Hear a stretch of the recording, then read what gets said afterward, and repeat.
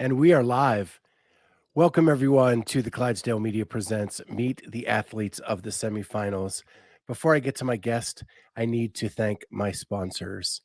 RX Smart Gear provides world-class jump ropes, grips, and other gear for us all. Use the discount code Clydesdale15, all caps, for 15% off your order at rxsmartgear.com. It's the only jump rope I've ever used. Wouldn't use any other. Mobility Movement, MVMNT, is a program that teaches you how to increase your capacity to heal, reduce recovery time, and restore your nervous system to peak health. Everybody gets a free 7-day trial, but after that trial, our listeners get another month free if they use the code Clydesdale Free Month at mobilitymvmnt.com. C4 Energy, delivering the most effective, best tasting, highest quality products for you. Get 20% off when you use the code Clydesdale at checkout at c4energy.com. That's c4energy.com. And I am pleased to welcome my guest, Kacey Wells. Hi. Hey, Kacey. Thank you for having me on. Yeah. So is this your first semifinal? Yes. Last time I did something like this was when it was still sanctionals. Okay. Yeah, I have down here that you actually did the Filthy 150 Yes. over in Ireland. Yep. What was that experience like? That was interesting. That was my first ever individual competition. I'd never competed individually, locally, or anything like that prior to that. So that was a big first step. I felt very tired switching time zones like that. So it wasn't really ideal. It got dark at 4 p.m. I felt like, so that was interesting. Yeah, so that was the legless up and down and Yes. up, right? And The infamous legless. This time you only have to go up once. Yes, that's so nice. So kind Yeah. of them. So you've done I know you've done, I think, Wodapalooza here as a team. Yeah, I competed individually at Wapalooza the last time they had it prior to this. And then we won the RX team division this year. Yeah. Yeah. So compare Ireland to Miami. Oh, it's a whole different vibe. Yeah. Ireland was you would think of your normal, very focused, very individual competition. Whereas Miami is just a big party. Everybody's just fitnessing in the sun. And yeah, this was my first year down in Miami for Wodapalooza, and it is the most fun I've ever had at a competition. And I would say that they need to label it the CrossFit Family Reunion. yeah. Because everybody is there, everybody's just hanging out, having a good time, and everybody is more focused on seeing their friends than they are about the competition almost. Absolutely. Yes, it's a big party. It's so fun. Yeah, so much fun. And us people in the north, we get to get out of the snow and cold for a week, which is amazing. Yeah, that's the best part. Yeah. So, you're a mom Yes. to, is it Ryden? Yes, Ryden. And you actually competed at Wodapalooza 4 months pregnant. I did. So talk about RX Plus. Yeah, it was like a weight vest. Yeah. So how did that experience go? Did you know at that point you were pregnant and just kind of having fun with it?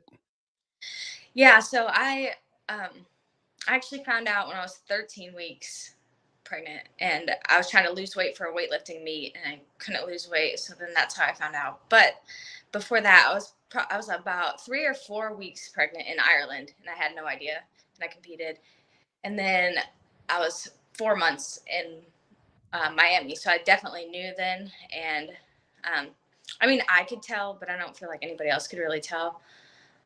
But it was just, everything was harder. Like the row, I couldn't get full range of motion. Like jumping up for all the toes to bar, I wasn't even allowed to have another riser. So that jump was high for me to begin with because I'm only 5 foot tall. So I was like, that made a big difference. And just, I don't know, I couldn't compete like my usual self, so it wasn't very fun. I was very mad the whole time, I feel like, but I paid for it, so I went.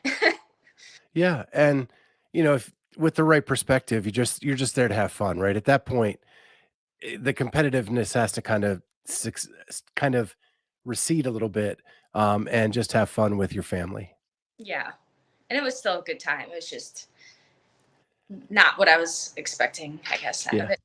There's a great picture, and I don't know who I'm guessing husband, maybe? I don't where you're belly to belly with someone at the Wodapalooza, like, big banner?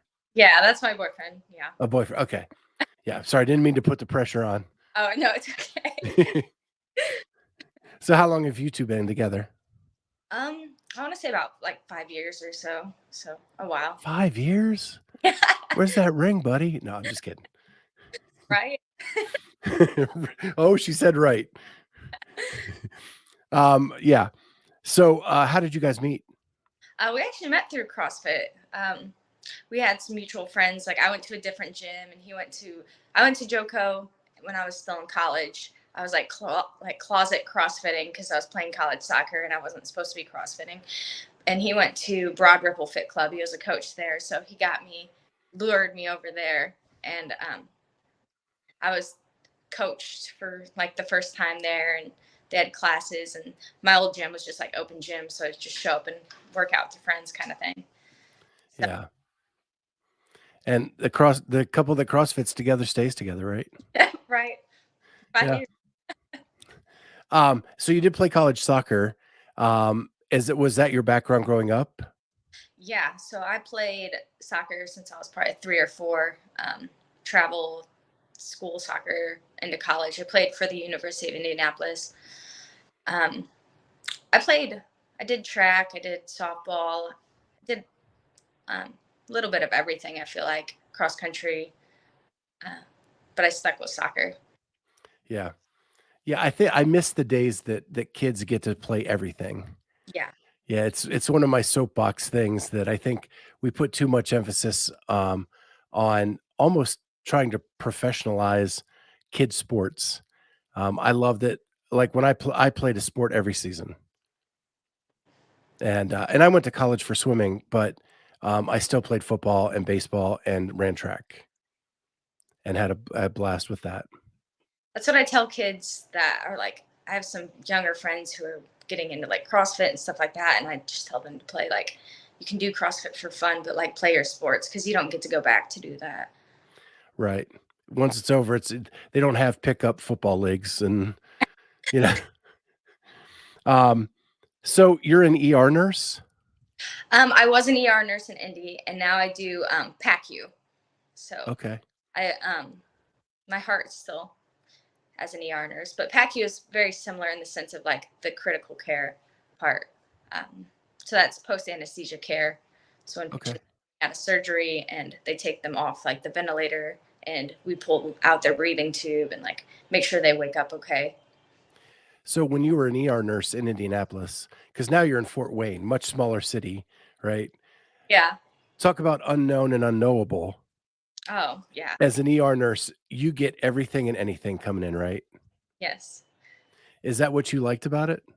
Yeah, I liked most the critical thinking aspect. I liked not every day is the same. I'm not a very repetitive person, despite I feel like that's the nature for this sport. I like to um, keep me on my toes, I guess. And I liked all the like starting IVs. I'm a little bit of a vampire, so She likes to take blood. yeah. Um, do you wanna go back to ER eventually, or are you content where you're at? I think eventually I would like to be like a flight nurse is my goal. I applied actually when I moved here to be a flight nurse, like on the Samaritan, and I just didn't have enough experience yet. I'm still too young. I didn't have like enough critical care background, so this should hopefully count towards like some years of critical care to reach that. Well, as fit as you are, you should be able to, like, hoist patients up into the chopper and or the plane or whatever. So that should go on your resume for sure. Yeah, there wasn't a spot for that part on the application, unfortunately. There you go. So you in 2021, you went team, tried to go team, and you guys finished 110th. So Yeah, not quite in that top 80, but a pretty valiant effort. Yeah. So, um, yeah, that was my year. I was still testing the water. So I did do quarterfinals individually. That was the year that they had GHDs and rope climbs and everything that a brand new 6-month postpartum mom wouldn't want in their quarterfinals. So I did all that. And then I did it again for the team workouts. Yeah. So not, not ideal. And I noticed the big jump in individual quarterfinals last year, 249, this year, 43rd. Yes. So you didn't only like cross the cut line, you like blew by it and left it in your wake. Yeah, and we knew last year going into quarterfinals that it was a year of building.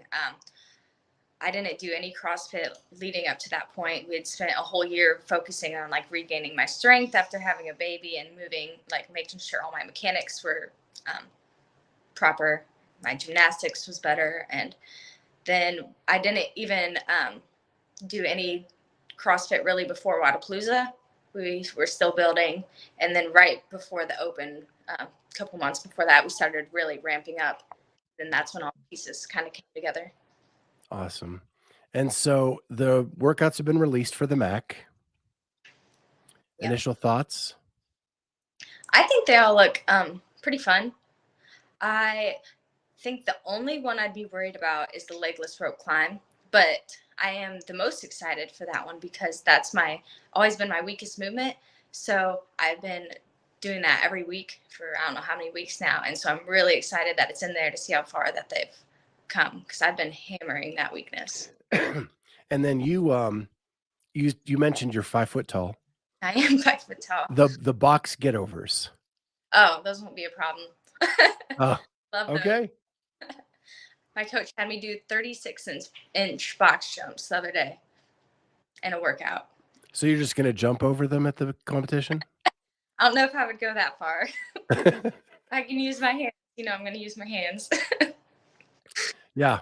That's the first time I've seen him in a competition, so I'm excited to see how that goes. I shouldn't say competition, in a, like, CrossFit competition. They were at the Mayhem Classic one year, as a sanctional. Yeah, I like that they keep adding in new stuff. That's the part that keeps everybody guessing, which is kind of cool. So, when are you headed to Knoxville? We are going down Wednesday. Okay. And what does the next 5 days look like for you training-wise? So right now, starting this week, I don't have like a typical training schedule, I want to say, because I'm a nurse. So I do usually on my off days, I do 2 sessions a day. And on days that I work 12-hour shifts, I rest. So I don't really get a full rest day at home. But this week we have I guess I still did a two a day on Monday, but we've really cut back the volume a lot starting this week.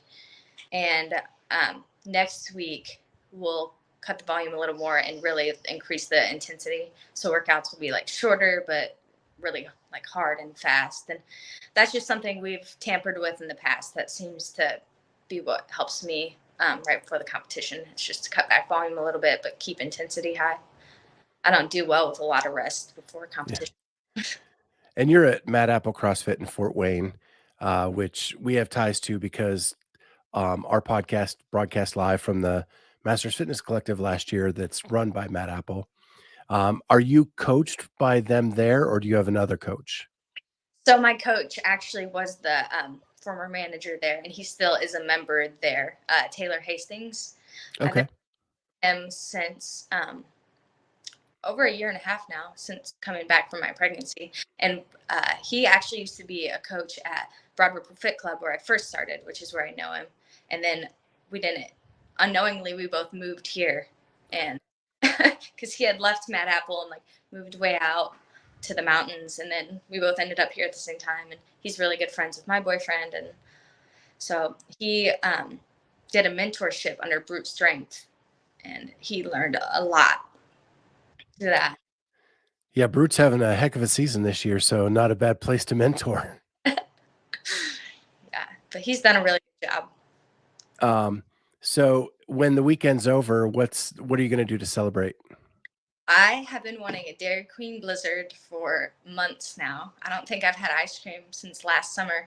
So I'm probably going to get one of those every weekend for a little while. What's the go-to flavor? It depends on the season. I really in the summer do like they have a cotton candy one, which some people think is weird, but I like that one. Or there's if you're a chocolate fan, there's one that has like Reese's Pieces, Reese's peanut butter, and um, peanut butter cups in it that I'm a fan of. Yeah, they got rid of my old one, and so my favorite. So I've been down on Dairy Queen for a couple years. What was that one? So it was you used to be able to get this like everything topping on your cone, and you could get that put into a blizzard. So it was like a little mix of nuts and like chocolate and different toppings, and it just was amazing. Ah, that's sad. Yeah, yeah. But our big question has been because here in Columbus, we're known for graders, Hmm.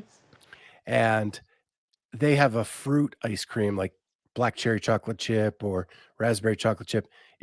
Is fruit allowed in ice cream? That's the question. I think so. I like fruit and ice cream. Thank goodness someone finally agrees with me. My co-host thinks it's absolutely not allowed in ice cream and it should only be chocolate, peanut butter, or caramel. No, I like strawberries in ice cream and like the frozen strawberry chunks in strawberry ice cream. But I also think that pineapple belongs on pizza. So Yeah, I can't go with you there. Yeah. Well, Casey, this has been a blast. I want to thank you so much for jumping on with us. And I'll be at the Mac, so we'll catch up there and maybe get some more content from you. Um, if you win an event, we'll interview on your way off the floor. all right, sounds good. All right. Thanks, Casey. We'll talk to you soon. Thanks, you too. Bye.